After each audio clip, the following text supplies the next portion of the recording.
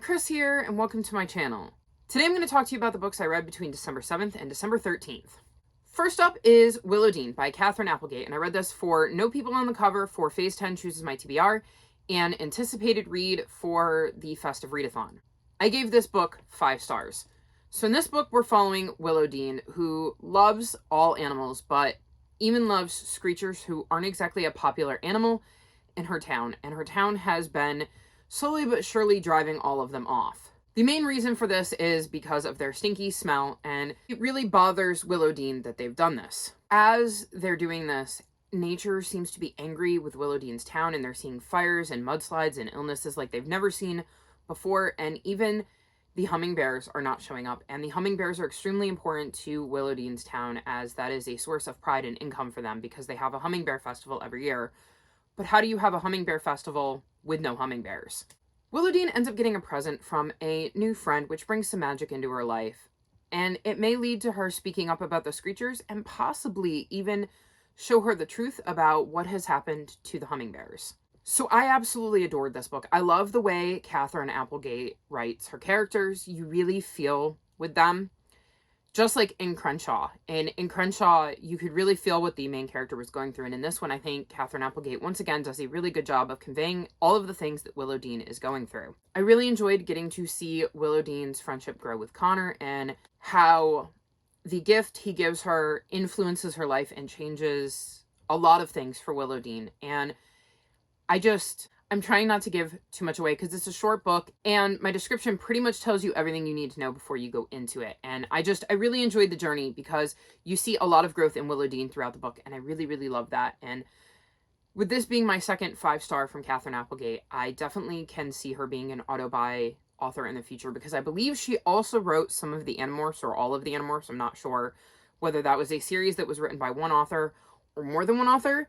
But I can remember reading the Animorphs when I was a kid, and I really enjoyed the Animorphs. So I definitely think that she's going to be an auto-buy author for me in the future, and I definitely want to check out the One and Only Ivan and the One and Only Bob, because I've heard lots of great things about them. So really enjoyed this book. If you've loved other stuff from Katherine Applegate, I highly recommend you check this out. And even if you haven't, I still recommend you check it out because it was really, really good. Next, I read Slashing Through the Snow by Jacqueline Frost, and I read this for the small town prompt for the Create Your Own Holiday Adventure Readathon, the small town prompt for Merry Bookmas, poll pick for Phase 10 Chooses My TBR, and set and winner for the Festive Readathon. And I'm going to preface this now, as I just realized picking this up. For whatever reason this week, they are not in order. These are not in the order I read them this week, because for the Create Your Own Holiday Readathon, I had to read them in a specific order because we were kind of following a path, so disregard that part. But I did read them all between the 7th and the 13th, just maybe not in this order. And I gave this book 4.25 stars. This is the third book in the Christmas Tree Farm Mystery Series. And in this series, we're following Holly, who has moved back home after her Christmas Eve wedding was called off. And she heads back to her parents' Christmas tree farm. And in each book, a murder happens, and Holly somehow gets dragged into this. In this one, she ends up finding a body in the toy collection bag on her family's property. And one of her family friends is implicated in the murder. And so Holly has to kind of dig into things to see if she can help clear her friend's name. This book gives me such Christmassy vibes because they're all 3 of the books in this series are set at Christmas. I enjoyed this one quite a bit as well. I think I enjoyed the first 2 more, but I did still really enjoy this one. I had no idea who the killer was. It came out of nowhere for me. And I love when my mysteries can stump me as to the whodunit part. I also really love that in this series, there have been certain things that have happened that have kind of progressed throughout all 3 books. And we got to see more story progression in that sense throughout this book. And I really enjoyed seeing how the plot threads that were set up in the first 2 books kind of carried out into this one, and how you can kind of see where they might be going in book 4. I just really enjoy this series, and if you're looking for a good cozy mystery series to read at Christmas time, I would highly recommend this series. Next is Nutcracked by Susan Adrian, and I read this for red or green on the cover for the Festive Readathon, and I gave this book 4 stars. In this book, we follow Georgie, who has always wanted to play Clara in her ballet studio's production of The Nutcracker. When trying out to be one of the 2 Claras that her ballet studio will pick, She quickly learns that there is some sort of magic going on with the Nutcracker, because when she holds him, she is completely transported to a different world where the Nutcracker is full-sized, and it is essentially the world of the Nutcracker. Like, the play that she has watched and been a part of is literally brought to life in front of her eyes. She has no idea how she's getting there, and of course continues to be drawn back and realizes that she really needs to help save the Nutcracker, just like Clara does in the play. However, at home, things aren't going so well, and she has to try to juggle dealing with that while also being whisked away to this magical world.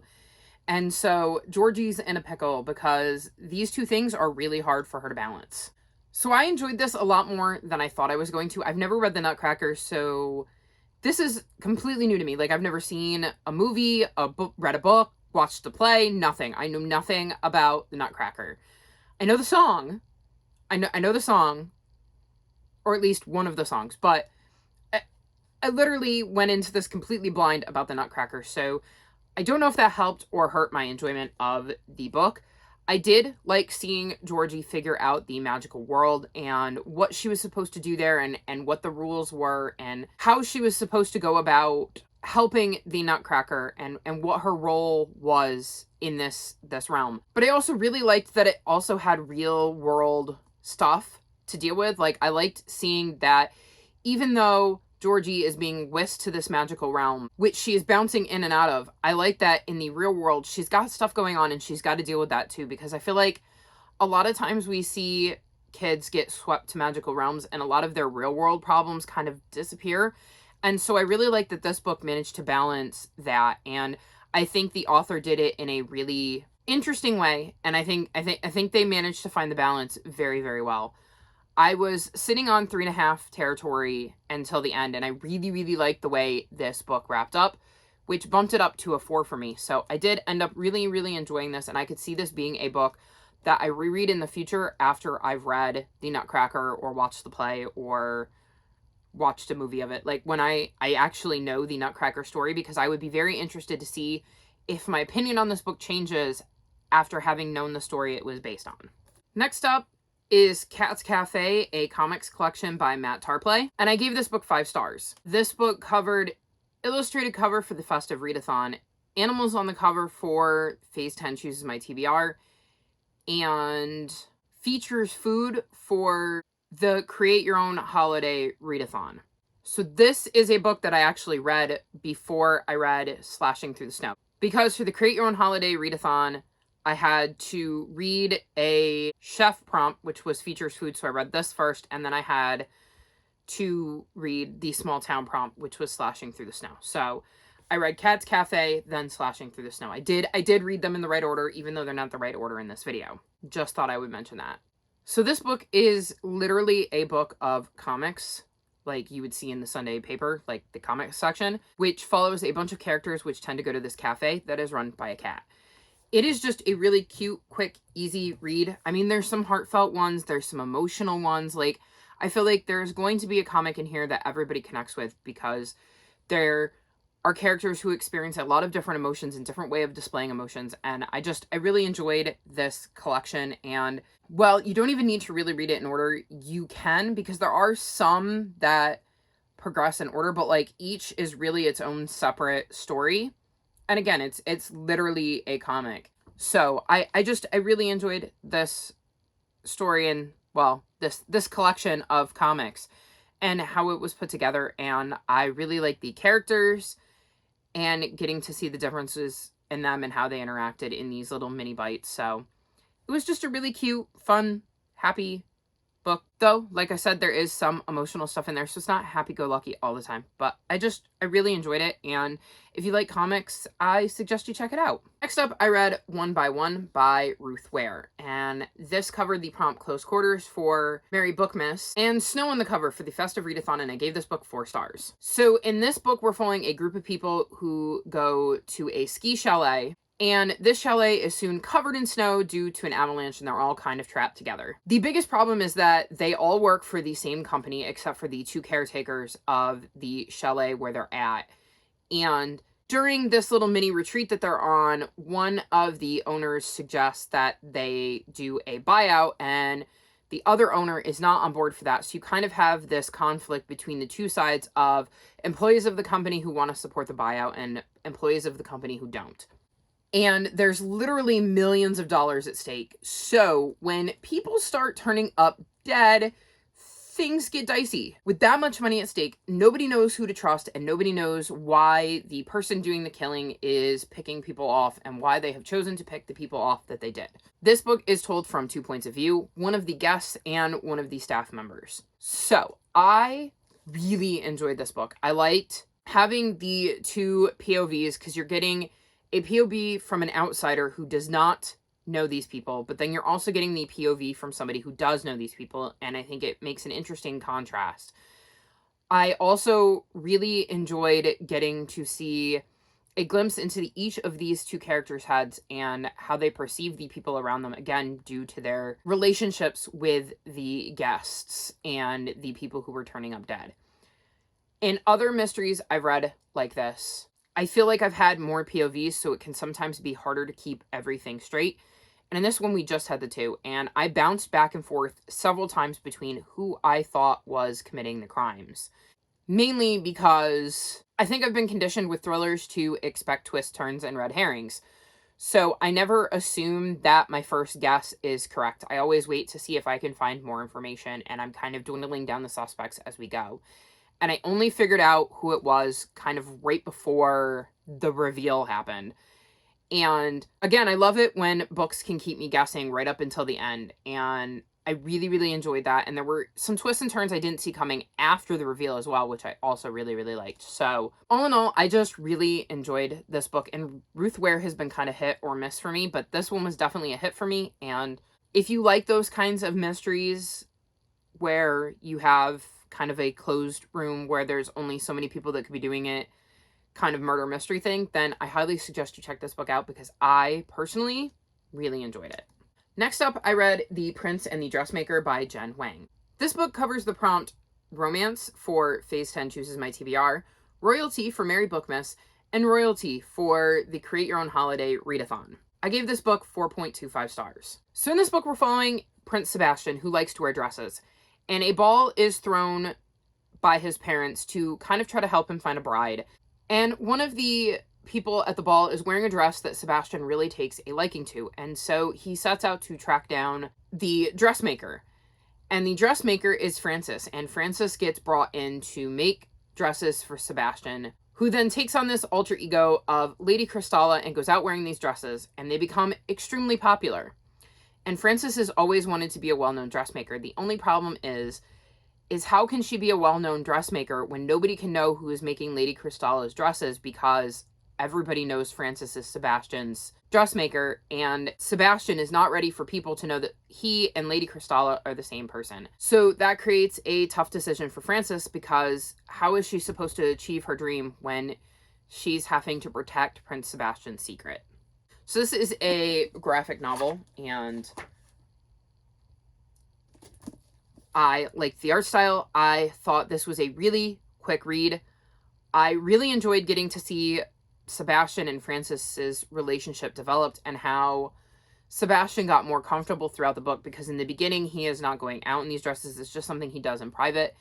And after meeting Frances and seeing her amazing dresses, he starts to kind of venture out and we get to see this different side of him. Although with Sebastian, there are times when he looks in the mirror dressed as Prince Sebastian, and that feels totally right to him.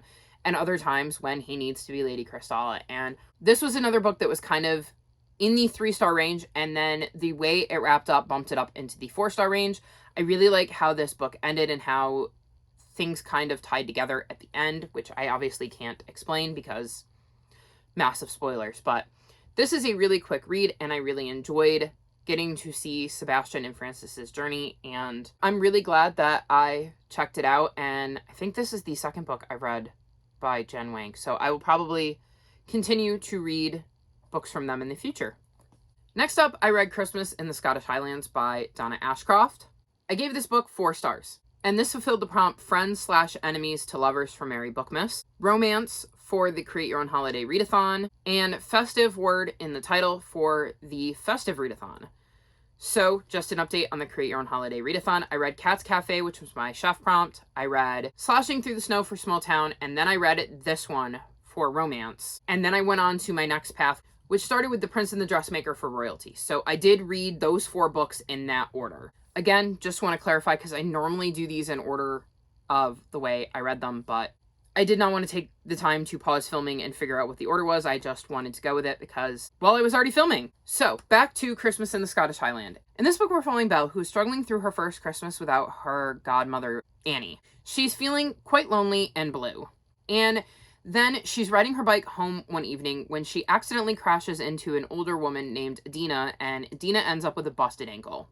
Adina lives alone in this giant castle, and Belle offers to stay with her to help Adina out around the house while her ankle heals, which is actually a win-win scenario for Belle because she is also trying to help a family who lives in the town out by finding them a place to live, and by going and staying at Adina's house, she can offer up her house, which she inherited from her godmother, to this family. So she thinks it's a win-win. This works out great for Belle at first because as she and Adina get to know each other, a friendship blooms.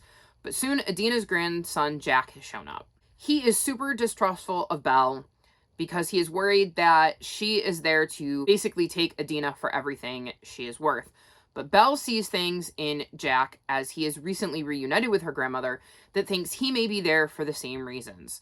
So they kind of butt heads and have to figure one another out. So I really enjoyed this book. I definitely liked the Christmas vibes, and when I'm looking for a Christmassy romance, I definitely want to make sure they have good Christmas vibes, and this one definitely did. I loved getting to see Belle and Adina's relationship grow throughout the book, and how their friendship kind of developed, and how that both was a pro and a con for Jack. Because there were times when he thought the friendship was completely genuine, but then there were times when it actually counted against Belle that she seemed to be growing close to Adina. And it was also interesting to see, from Belle's point of view, Jack coming in and her being suspicious of his motives and not quite knowing the full story behind why Jack is only recently returned to his grandmother's life, and wondering what the backstory is there, because you know there is a story.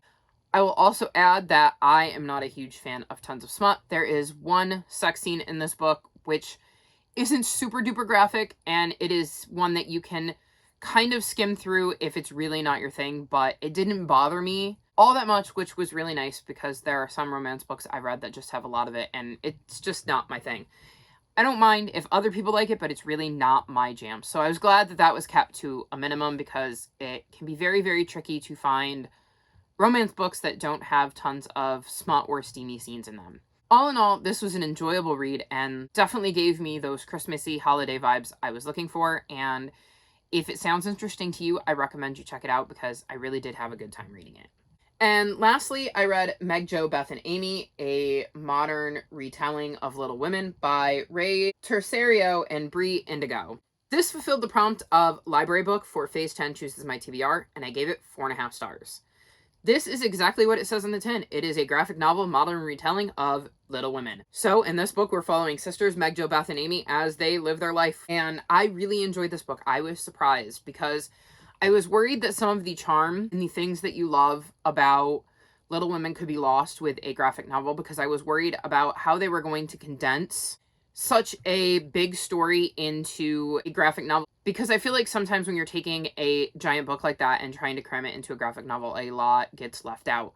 But I think they do a really good job of keeping all of the things that one would love about Little Women while also updating it and adding in modern technology and current day problems and things like that.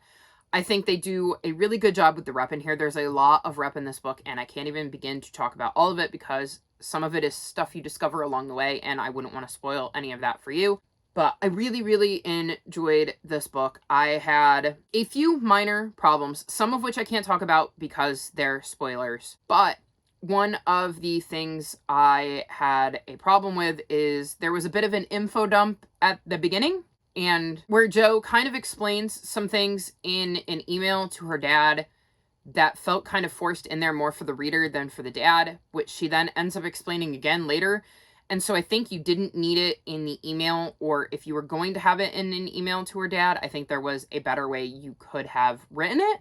Yeah, I think it was kind of forced in there to inform the reader, even though, again, like I said, it was addressed not long after that. So that's why it didn't get the full 5 stars with me. That and something that happens later on in the book, which I can't mention because spoilers, but either way, I really enjoyed this retelling of Little Women, and if you're looking for an updated version of Little Women and you like graphic novels, I would highly recommend you check this one out. So these are some of the books I've read recently. If you've made it this far in the video, leave me emojis that are related to royalty. Check out my description below for links to my social media, including my Discord, where you can chat with me about all of the books I'm reading or that you're reading, or really books in general. Like this video and subscribe to my channel, and I'll talk to you next time. Bye!